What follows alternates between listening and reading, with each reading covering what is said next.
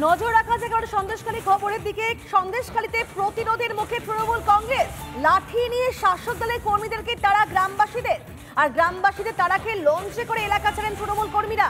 পথসভার নামে ভয় দেখানোর অভিযোগ পর্যন্ত সামনে আসছে।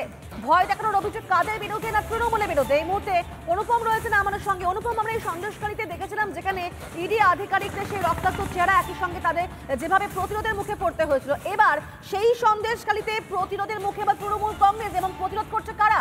সেই গ্রামবাসীরা।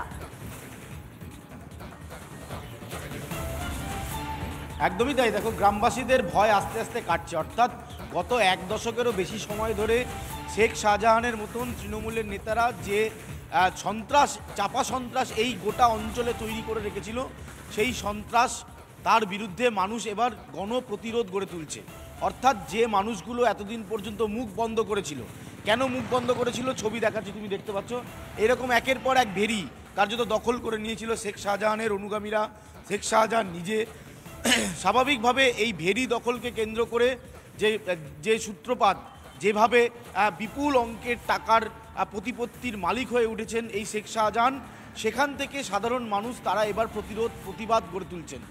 একের পর এক ভেরি যাদের দখল করে নেওয়া হয়েছিল তারা এবার রাস্তায় নামছেন, তারা প্রতিবাদ করছেন। তৃণমূল কংগ্রেস যখন এই অঞ্চলে, এই সরবেরিয়া, এই সন্দেশখালী যে বিস্তীর্ণ অঞ্চলে বিভিন্ন সময় যে রাজনৈতিক কর্মসূচি নিচ্ছে, তখন এই সাধারণ মানুষ, এই গ্রামবাসীরা তারা এবার গণপ্রতিরোধ গড়ে তুলছেন।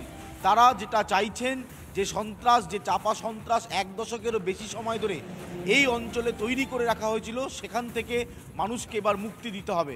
আমরা বহুবার দেখিয়েছি যে গত 5ই জানুয়ারির পর থেকে যেই সন্দেশখালী, সরবেরিয়া, এই যে বিস্তীর্ণ অঞ্চল, এটা একেবারে সোনার ফসল ফলিয়েছে তৃণমূল কংগ্রেসের। কারণ এই যে ভেরিগুলো দেখছো, বিপুল অঙ্কের টাকা এই ভেরি থেকে আসে। স্বাভাবিকভাবে এই টাকার প্রতিপত্তি এবং এই অঞ্চলের দাপট ক্রমশ শেখ শাহজাহানের দিকে ছিল এতদিন ধরে। কিন্তু 5ই জানুয়ারি সব কিছুর উলটপালট হয়ে যায়।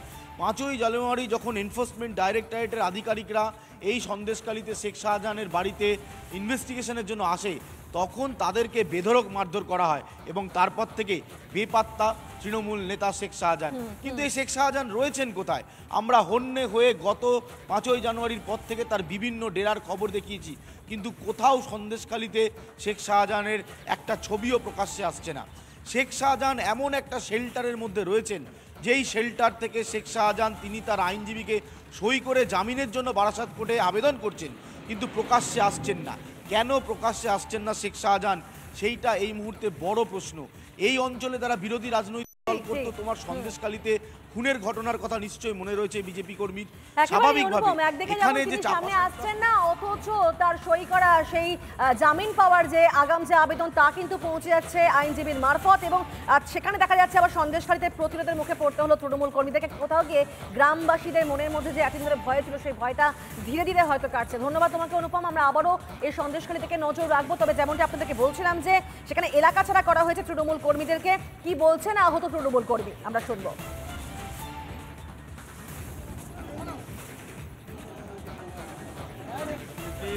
আর সিপিএমের আক্রমণবাদীরা মিলে আমাদের উপরে হামলা করেছে, আমরা এর বিচার চাই। আমাদের ইট, খোয়া, ঠিক আছে, লাঠি, থানসাপের বোতল সব কিছু দিয়ে ছুঁড়ে, দেখুন হাত পাত ফাটিয়ে দিয়েছে। মারতে গেছিলো, এটা ঠেকিয়েছে, হাত ফাটিয়ে দিয়েছে। এর এখানে মেরেছে লাঠি দিয়ে।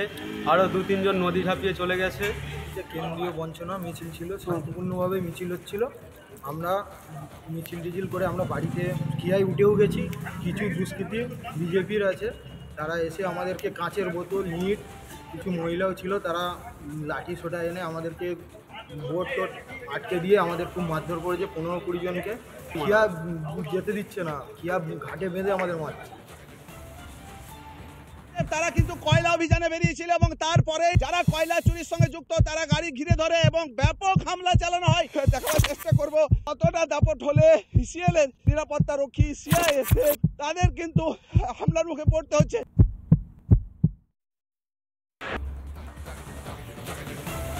সাংসদ পদকে ছাড়ছেন দেব। সোশ্যাল মিডিয়ায় দেবের পোস্ট ঘিরে জল্পনা তুঙ্গে। আর মাত্র কয়েক ঘন্টা। ইঙ্গিতপূর্ণ পোস্ট ঘাটালের সাংসদের। বাজেট অধিবেশনের পরই সাংসদ পদ কি তাহলে ত্যাগ করতে চলেছেন দীপক অধিকারী ওরফে দেব? তুমুল জল্পনা এখন রাজনৈতিক মহলে। বেশ কয়েকটা দিন আগে তিনি যেভাবে তিনটি গুরুত্বপূর্ণ পদ থেকে সেখানে ইস্তফা দিলেন এবং তারপরে তার আবার এই পোস্ট এবং এই পোস্ট ঘিরে আবার নয়া জল্পনা একেবারে তুঙ্গে বলা যায়। রাজনৈতিক মহলে জোর চর্চা চলছে, তাহলে দেবকে এবারে পদত্যাগ করতে চাইছেন বাজেট অধিবেশনের আগেই, সেই প্রশ্নই এই মুহূর্তে জোরালো হচ্ছে। কারণ তিনি যেভাবে সোশ্যাল মিডিয়ায় পোস্ট করেছেন, যেখানে লিখেছেন যে আর মাত্র কয়েক ঘন্টা, এই আর মাত্র কয়েক ঘন্টা বলতে কি বোঝাতে চাইলেন দেব? ইঙ্গিতপূর্ণ পোস্ট ঘাটালের সাংসদ এবং সেখানে কিন্তু বলা যায় তার এই প্রশ্ন, তার এই পোস্ট ঘিরে নয়া জল্পনা। তিনি বলছেন যে আর কয়েক ঘন্টা। দীপক অধিকারী যিনি তৃণমূল সাংসদ, আমরা প্রত্যেকে দেব হিসেবে যাকে চিনি, অভিনেতা দেব, সেই দেব লিখছেন আর কয়েক ঘন্টা। তাহলে কি সাংসদ পদ ছাড়ছেন এবার দেব? এর আগে তো তিনটি পদ থেকে ইস্তফা দিলেন, তারপর এবার কি পুরোপুরিভাবে রাজনীতি থেকে তিনি বিদায় নিচ্ছেন বা সাংসদ পদ কি ছাড়ছেন? একাধিক প্রশ্ন এই মুহূর্তে উঠছে। আপনারা দেখেছেন যে আপনাদেরকে সেই ভিডিও আমরা দেখিয়েছিলাম যেখানে বহুবার তিনি অন্তত হালকা করেও কিছু ইঙ্গিত দিয়েছিলেন যে তিনি কোথাও গিয়ে এই রাজনীতি থেকে দূরে সরে থাকতে চাইছেন বা তার এই যে পদত্যাগ করা তার আগেও বহু ইঙ্গিতপূর্ণ তিনি কিছু মন্তব্য করেছিলেন বিভিন্ন সময় রিপাবলিক বাংলা এসেও। এবং তারপরে তার এই পোস্ট যেখানে তিনি লিখছেন যে আর কয়েক ঘন্টা, এই যে আর কয়েক ঘন্টা, এই আর কয়েক ঘন্টা বলতে দীপক অধিকারী ঠিক কি বোঝাতে চাইলেন? কোন কোন পদ থেকে ঠিক কদিন আগে একদম সম্প্রতি তিনি ইস্তফা দিয়েছিলেন সেটাও একবার দেখাই, আরও একবার আপনারা রিকল করতে পারবেন ঠিক কোন কোন জায়গা থেকে দীপক অধিকারী ইস্তফা দিয়েছেন। কারণ ঘাটালে বেশ কয়েকটি গুরুত্বপূর্ণ পদে তিনি ছিলেন, যেখানে তিনি ঘাটালের সাংসদ এবং সেখানেই দেবের ইস্তফা তিনি যখন দিলেন তিনটি পদ থেকে, কোন তিনটি পদ ছিল দেখুন। 3 কমিটি থেকে তিনি পদত্যাগ করেছেন, যেমনটাই বলছিলাম আপনাদেরকে এতক্ষণ ধরে। ঘাটা রোগী কল্যাণ সমিতির চেয়ারম্যান পদ থেকে তিনি ইস্তফা দিয়েছেন, যেটা 1 নম্বর অবশ্যই একটি পদ, এবং 2 নম্বরে কি আছে বীরসিংহ ডেভেলপমেন্ট অথরিটির পদ থেকেও তিনি কিন্তু ইস্তফা দিয়েছেন। একই সঙ্গে রবীন্দ্র শতবার্ষিকী কলেজের যে প্রেসিডেন্ট পদেও তিনি ইস্তফা দিয়েছেন। যে 3টি পদের কথা বলছিলাম, সে 3টে পদের কথা কিন্তু আরও একবার আপনাদেরকে জানালাম যে ইতিমধ্যে এই 3টে পদ থেকে তিনি ইস্তফা দিয়েছেন। এবং তারপরে তার এই পোস্ট যেখানে তিনি লিখছেন যে আর মাত্র কয়েক ঘন্টা, ইঙ্গিতপূর্ণ পোস্ট ঘাটালের সাংসদের। তিনি বলছেন এই নিয়ে বিরোধী দলনেতা শুভেন্দু অধিকারী, শুনবো।